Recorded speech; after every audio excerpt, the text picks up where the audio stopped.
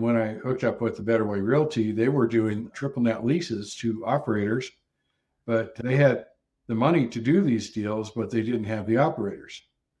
So it was a good synergy because I could take my group and say, here's an opportunity for you guys to be able to get in and actually open up one of these facilities or grow your existing business.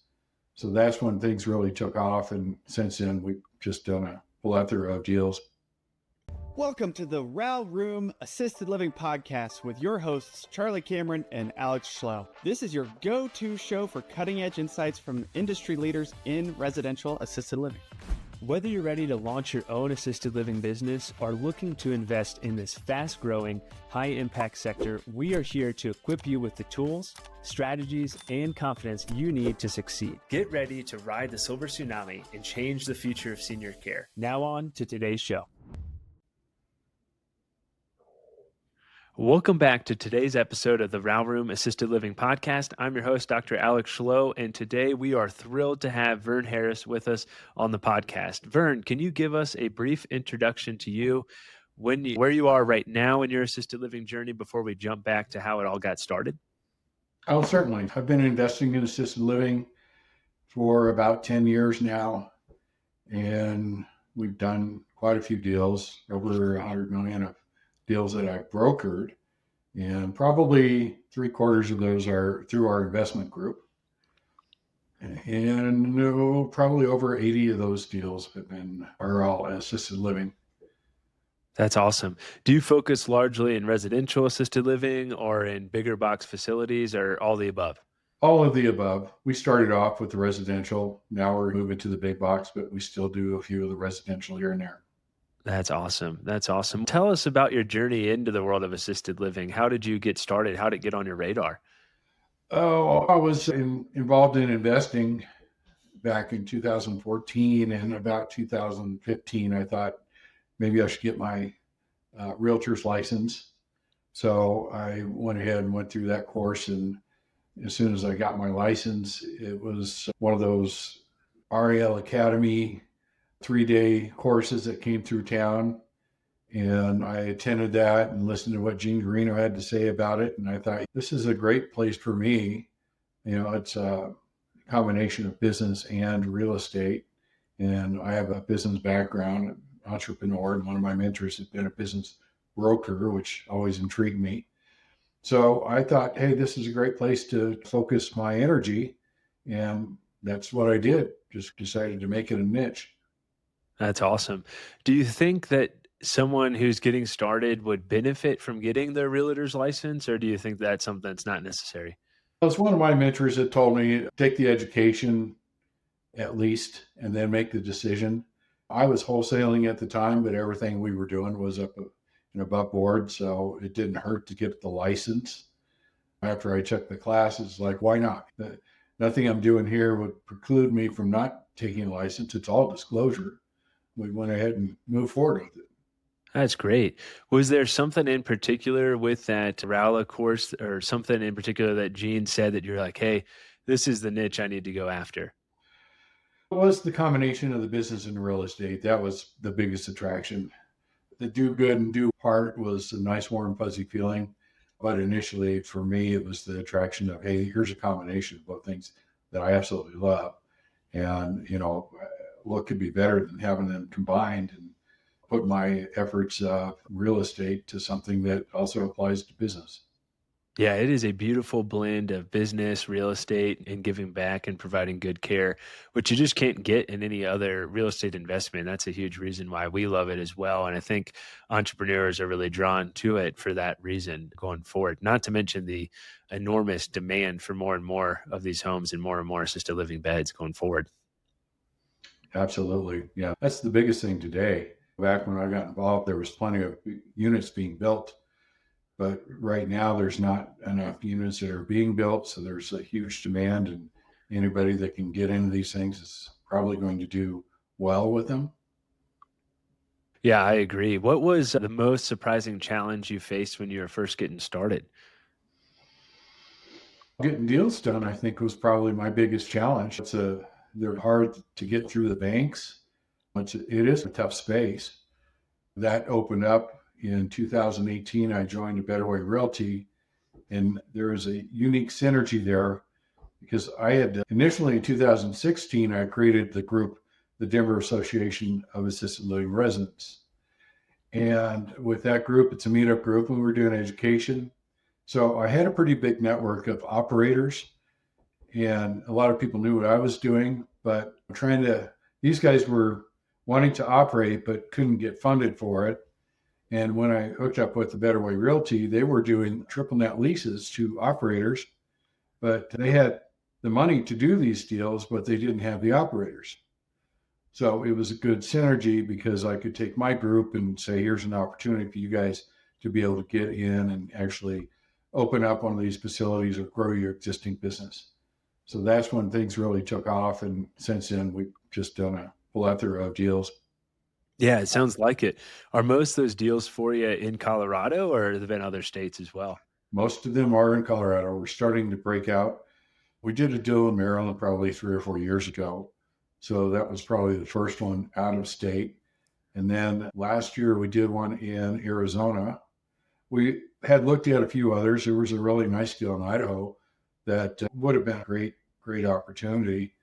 And we went through all the motions. And then about the time we were ready to do the deal with the operator, she backed out because she got pregnant and didn't want to move forward. So imagine that.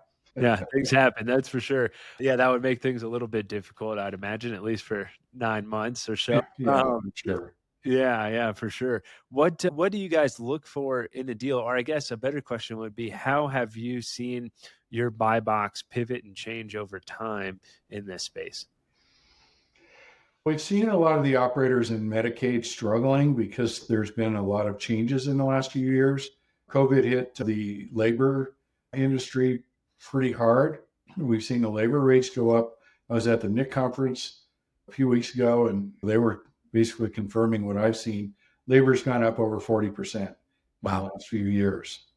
And the bed rates have only gone up about 20%. So it's really compressed the NOIs on these things. And the small facilities are really struggling, particularly if they are Medicaid only. That's been a pivot for us at this point. If we're looking at something that has Medicaid, then we have to set a limit, maybe 20% or 30% on the high side of Medicaid, and the rest needs to be some kind of private pay or something along those lines. Yeah. And then are you pivoting towards more memory care since you can charge a bit more for resident rates there, or what's that look like for you? We're pivoting to larger facilities, actually. Okay. We've done a lot of these 10 bed, 12 bed, 16 bed, a few 8 beds here and there. They're tough, but now we're looking at 50, 60, 100 bed facilities. Nice. Was it the economies of scale that really made you decide to start pivoting towards those larger facilities? Yes, Yeah. exactly. They're a lot more money. On the flip side, they do a little bit better. They're not as susceptible to the vacancies because it's the numbers thing. Unfortunately, in this business, people pass away, so your residents die, and it's very often that they die in groups of 3. If you've got an 8-bed facility, then you lose 3 people, you're going to be operating in the red until you can fill the beds.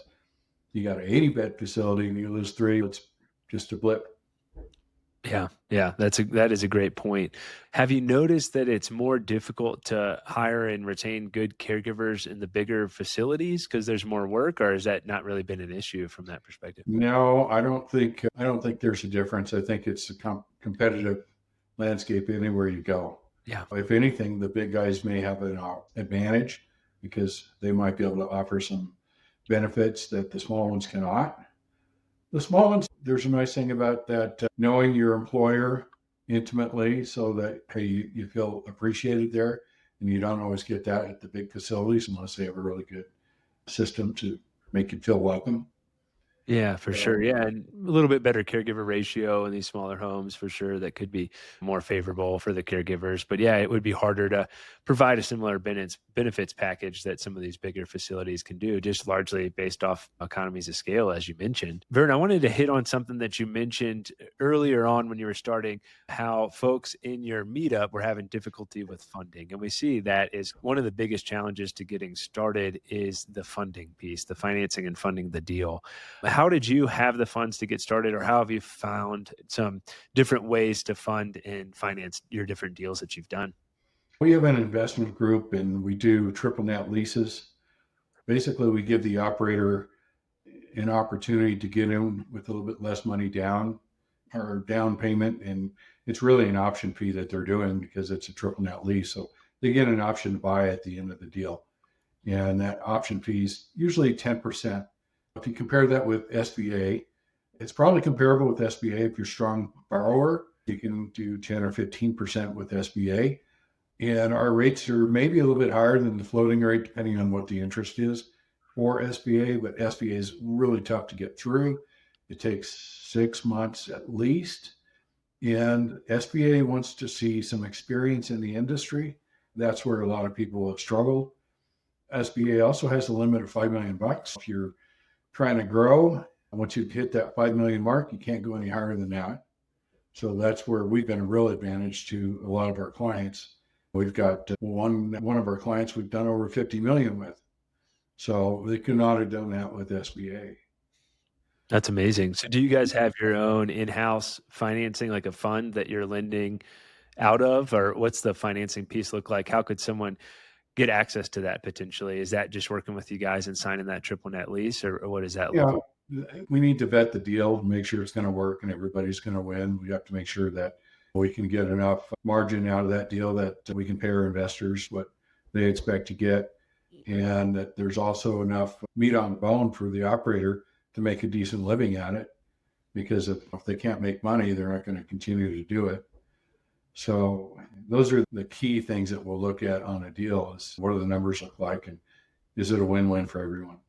Yeah, absolutely. We set up kind of a fund to funds model for a few deals, which has been great. It sounds like yours is probably more of a permanent fund in terms of you're paying returns out to your investors the whole time, regardless of what deal's coming in, or is that more deal specific in terms of the It, fund setup? it's deal specific. Okay. Very Yeah. cool. That's awesome. Yeah, I could talk to you a lot more about that. That's probably over the heads of a lot of people who are listening to this podcast. So we'll head back to more of the beginning piece, but that's really helpful to have other funding models, because that's what we're seeing a lot in the mastermind that we have. It's just, hey, it's hard to get SBA financing, it's hard to get commercial financing. We're having to be creative. And once you get that experience piece, or bring someone in who's going to sign on the note with you and has experience, then that's some ways that SBA will be a little bit more favorable. We've also seen that they tend to appreciate doctors because we understand a lot more about the caregiving piece and can be a little bit trustworthy on the lending side of things. So I think SBA is a little bit more comfortable with that too. But it's really about understanding your why and figuring out what your why is and being able to pitch that appropriately, regardless of what financing option you're going down. Exactly. Yeah, for sure. Once open, a common challenge is getting and staying fully occupied with great residents. What's been some key successes that you've had when it comes to finding residents for your homes? Keep in mind, we play landlord. Yeah, The better question is, what do my successful people do? that's a better question. Let's ask that. It's a challenge. You always have to be marketing. You can't let up. If you're full, you need to still be marketing, because you could lose people the next day. So you need to be marketing all of the time. That's so important.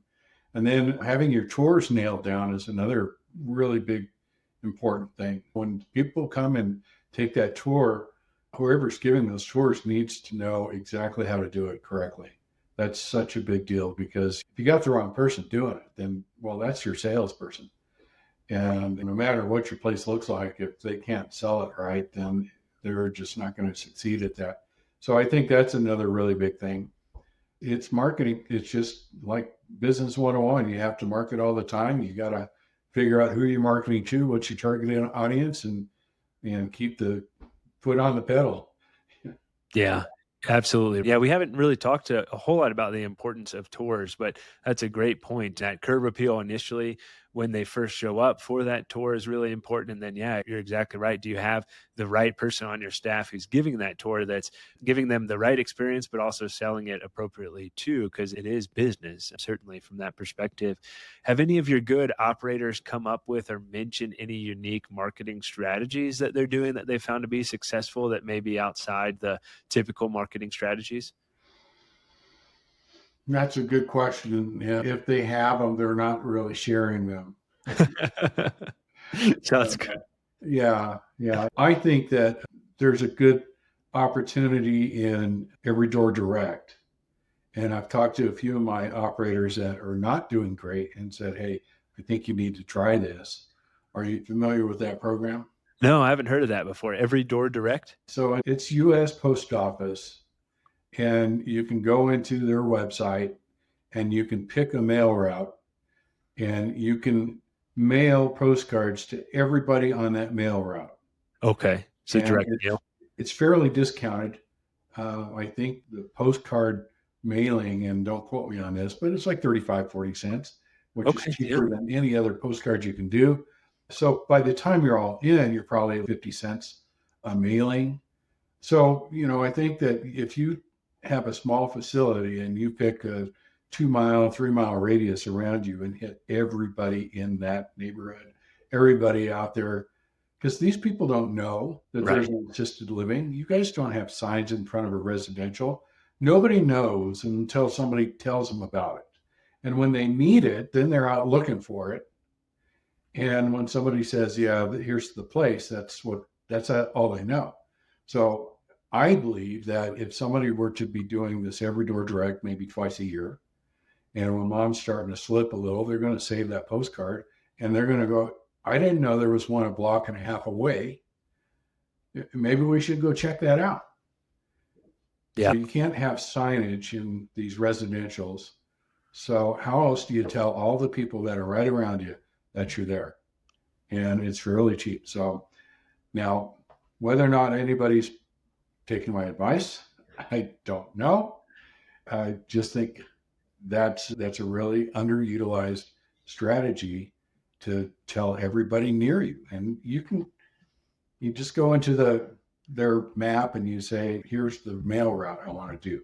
And you can pick and choose. So there may be 5 mail routes around you and you can pick 2 of them or 3 of them or however many you want to do. It shows you what the count is so you know what your expense is. That's It's awesome. a cool system.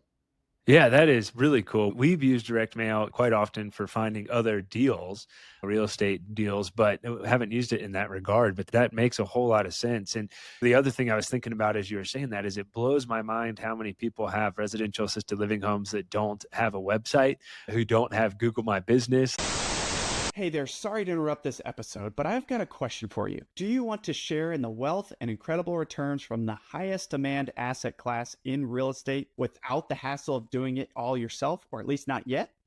Residential assisted living is booming and it's only gaining momentum. That's why we created an investment fund at Open Range Capital, so you can benefit without the heavy lifting. With the silver tsunami upon us, demand for assisted living is far outpacing supply, making this the can't miss opportunity for the next few decades. We provide access to fully vetted investment opportunities that are primed for success and ready to deliver strong passive returns. Don't wait, ride the wave with us. Visit theralroom.com/invest to partner with us on future investment opportunities. Again, that's the RALroom.com/invest. We look forward to connecting with you. Now back to the episode.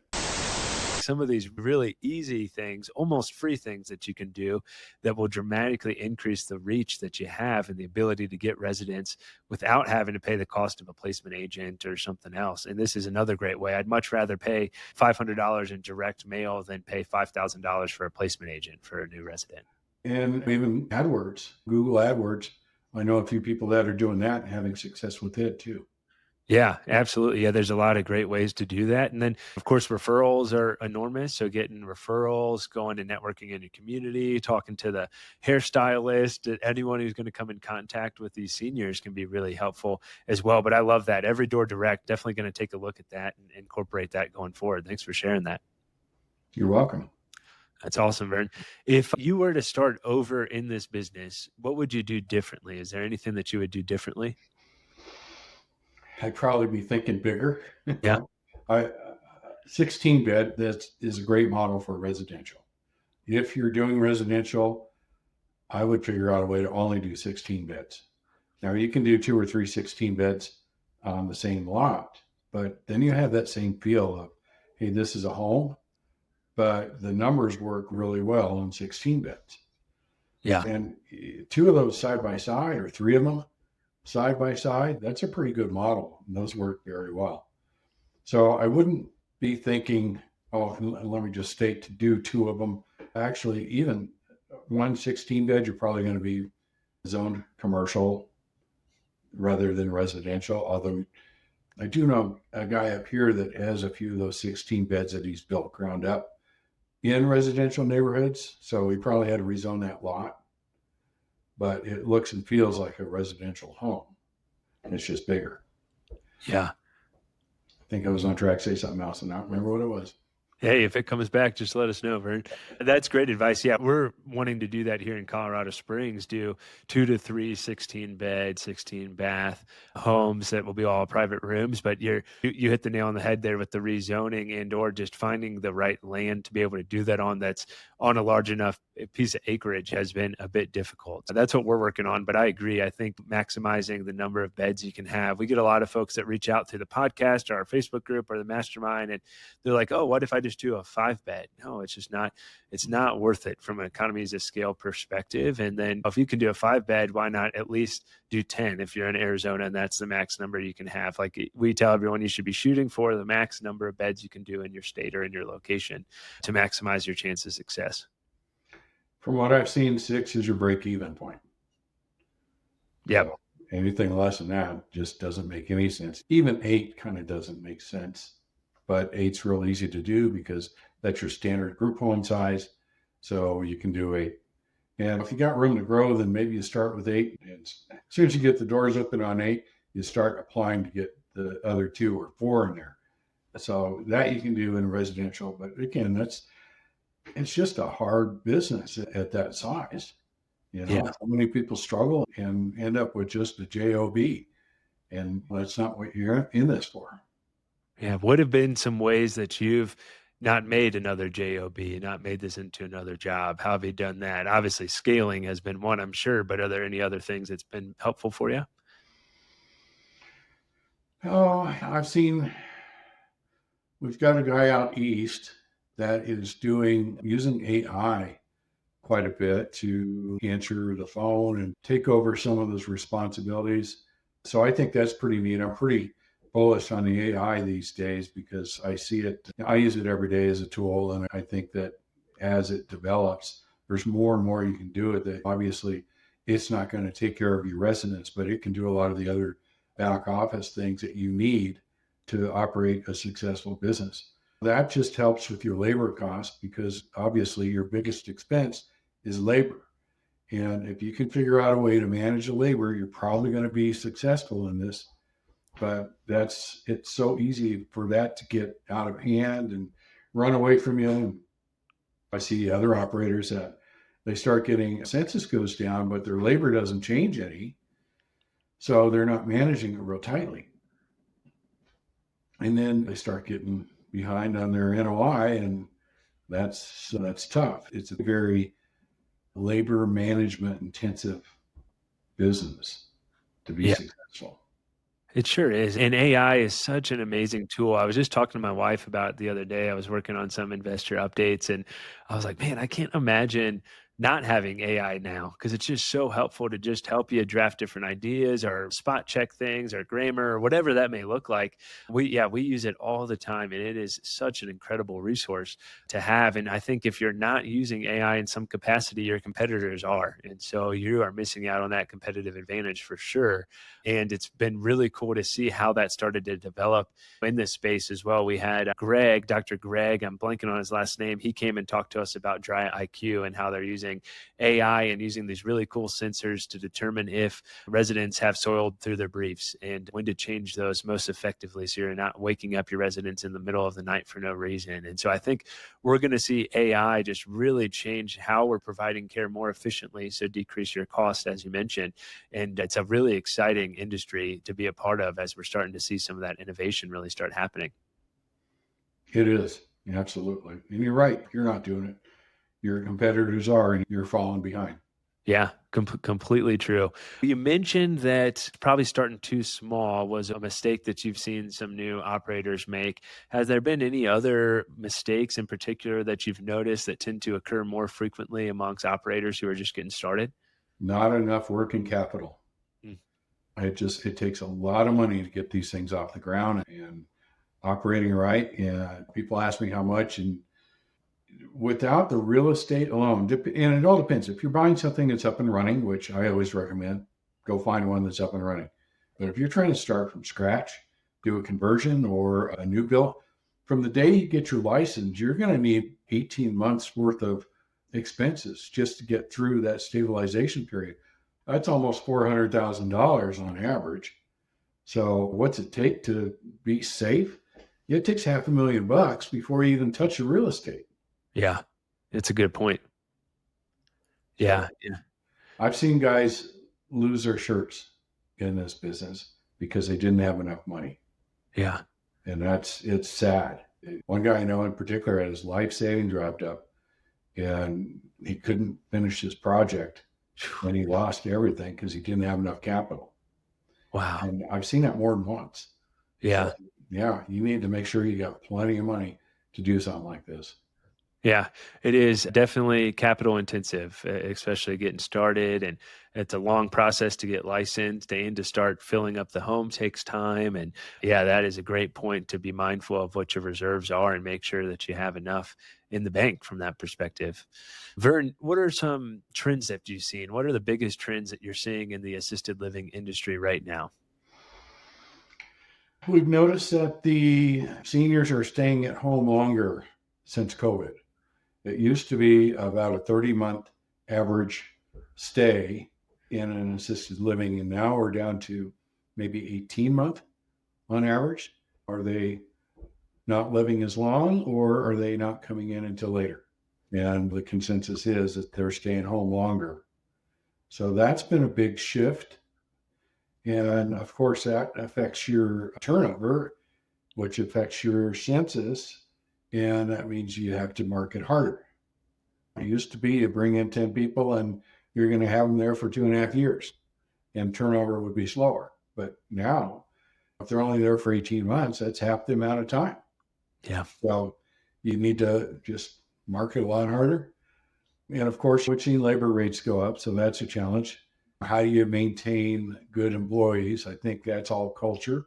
So if you're in this business, you need to figure out how to take care of your people. I've always believed that business is a circle. So the circle starts with you, and then you need to take care of your employees. And your employees will take care of your customers, and then your customers will take care of you. Yep. So if you follow that, then you're probably going to be successful. I just think you need to make your employees feel like they're valuable and that you care about them. And that gets harder as you get bigger. So you got to have some systems in place, and that's all culture. Absolutely. That's great advice. Yeah, and really important. I know you had mentioned passively investing in assisted living, and that's an option for folks who want to be less involved in the operation side of things. What does that typically look like? So we have deals going all the time, and we're always looking for investors. And if somebody's interested, it's basically you invest in one of our deals and we handle all the work. We deal with the operators. We just make sure things go as they need to. And then your hard part is getting to the mailbox and pulling your check out. So that's the passive way to do it. Yeah, for sure. Yeah, we offer those opportunities too, and it's a bit of a challenge to get to the mailbox sometime in Colorado, and the weather changes all the time. But it's worth it for the check. Yeah. Yeah, everybody ACH. Yeah, exactly. Yeah, yeah, exactly right. That's awesome. Where do you see the industry going over the next 5 to 10 years? How do you see that evolving, both for your business or the assisted living industry as a whole? We're pretty bullish on this, of course, because of the demographics, but not only the demographics. What we've seen as a change in the last few years is the lack of new builds. Construction costs have just gotten so high. And as we see the buildup of the people coming in, there's no way they're going to keep up. I saw a chart at the NIC that was talking about the maximum number of people or number of beds that they have ever built, new units, let's say. And if they did that maximum amount every year for the next 10 years, they still would not keep up with demand. And right now they're way below the maximum. They are maybe a third of what the maximum has ever been. So there's a big glut there in units that are coming on. From our perspective, hey, if you can get lots of these things in the next few years until they start building again, it's going to continue to appreciate. Yeah. So we're really bullish on trying to build our portfolio of units again, because you can put 2 beds in a unit, but it's really the units is what's not being built right now. Absolutely. Yeah. And you just look at the demographics of we have 77 million boomers, and 7 out of 10 of them are going to need long-term care, which is 59 million boomers. And we're already so far behind, as you mentioned. It just makes a whole lot of sense, simply just supply demand of why this is needed. And not to mention the higher quality care that can happen in these homes. And so it's just really important for folks to think about it. And that's one thing we love about this asset class is you don't have the competition that you have in a lot of these other real estate investing assets. And I would say it's harder to be in this space and it's harder to get started, but it's way more fulfilling and the competition's not there. We're like, hey, if every touch point we have, if we can just have every touch point we have from the podcast and the mastermind and the Facebook community, if everyone just opened one home, that would make a small dent, but it would be a small dent in the number of homes that are needed. And we just want to spread the word out there and get as many of these built as we can so we don't have a huge crisis to when our parents are going into these homes or when our grandparents are going into these homes. It's really important.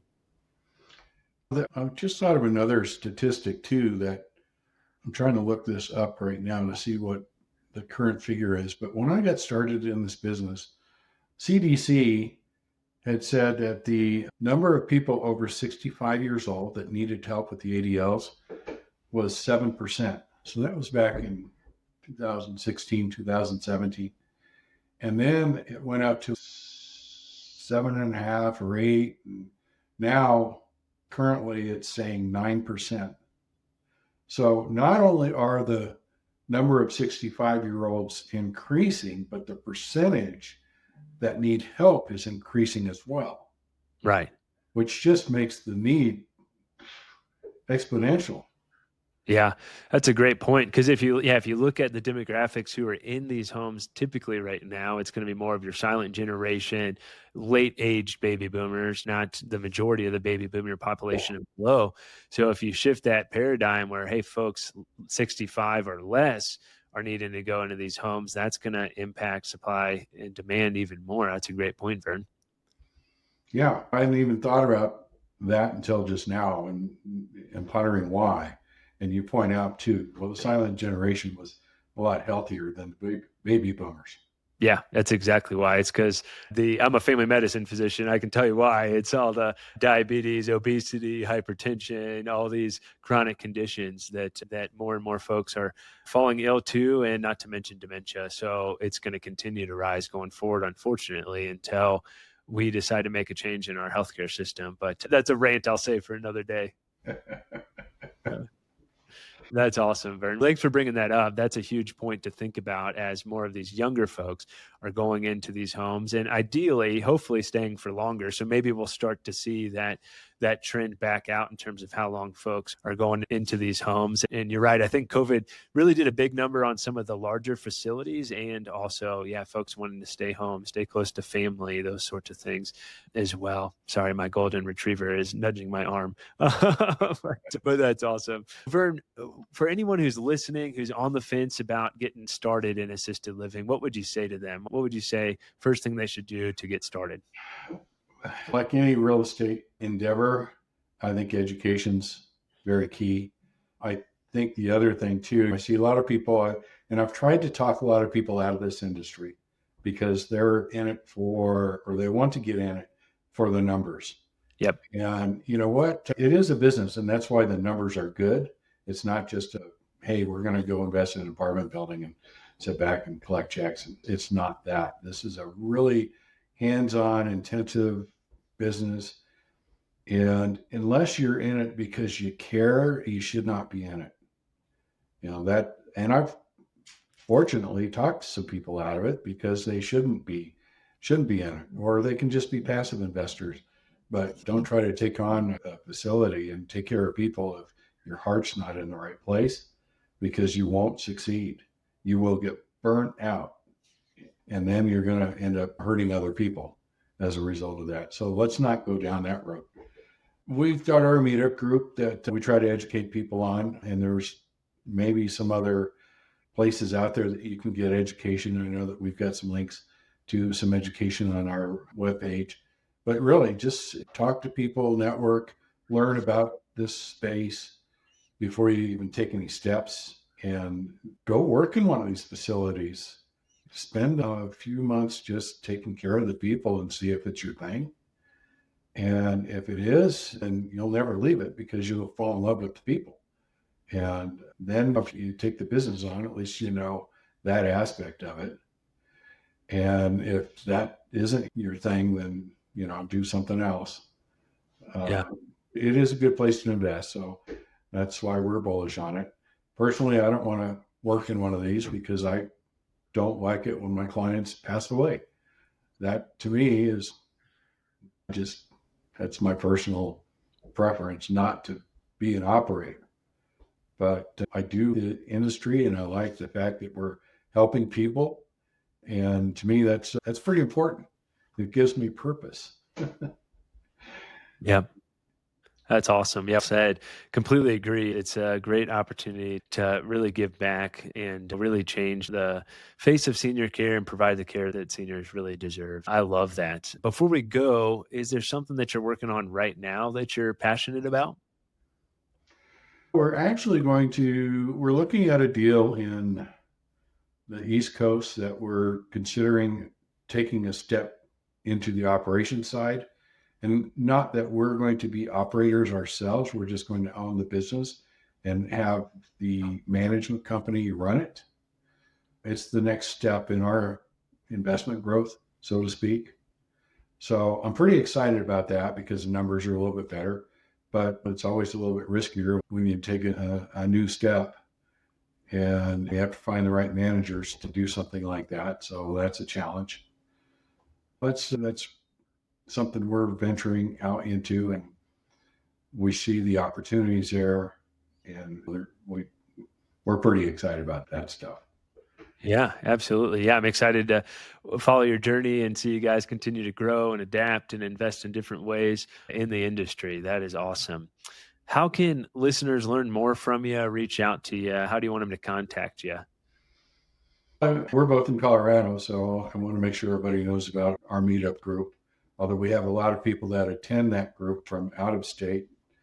When I started it, we were doing live meetings, and then at COVID, we went to Zoom, and now I get probably half a dozen people to a dozen from other states that attend these meetings, which is interesting. But the website is DAALR.com, which stands for Denver Association of Assisted Living Residences. And on that site, you can join a meetup group, and then you get the emails for all of our meetings. Our next meeting is actually coming up here in 2 days. We're going to be talking about AI for fall detection. That's awesome. Yeah, that's going to be pretty interesting. We record all of our meetings, so you can go on there and find a topic that interests you, and feel free to watch it. And of course, my phone number too, if anybody wants to reach out and have a chat, is 303-888-0078. And the easiest email to remember me by is vern@byassistedliving.com. And I just want to help people succeed. So feel free to call. If I don't pick up, leave a message and we'll have a chat. That's awesome, Vern. That's bold, putting your cell phone number out there, and I hope folks will use that because you're a fantastic resource. Thank you so much for joining us today, sharing your insights, sharing your wisdom. It's been a pleasure learning from you, so I really appreciate it, Vern. My pleasure, Alex. Awesome. Let's keep in touch. I need to sign up for your email, and thanks so much for everyone listening today, and I really appreciate your time. With that's been another episode of the RAL Room Assisted Living Podcast. Awesome. Thank you for tuning in to the RAL Room Assisted Living Podcast. We hope you found today's episode insightful. If you enjoyed it, make sure to leave us a raving 5-star review. And a quick review helps more listeners find the show and more seniors get the exceptional care they deserve. And don't forget to subscribe so you never miss an episode. And just so you know, we have prepared some free resources for you to help you succeed in residential assisted living in addition to this podcast. Head over to theralroom.com, that is theralroom.com, to download our free 10-step guide to launch your first or next residential assisted living home, or our 10 reasons to passively invest in residential assisted living ebooks. And if you're ready to take the next step and make real moves in the RAL industry, join us in the RAL Room Mastermind. It is an exclusive community where we deep dive into everything you need to launch and grow your own residential assisted living business. You'll get access to recorded courses, live calls with industry experts, a RAL calculator, resources and tools, like-minded entrepreneurs, funding opportunities, and an expert networking community to help you along your journey. Be sure to join us next time on the RAL Room podcast as we continue to explore the world of residential assisted living with more great guests. See you then.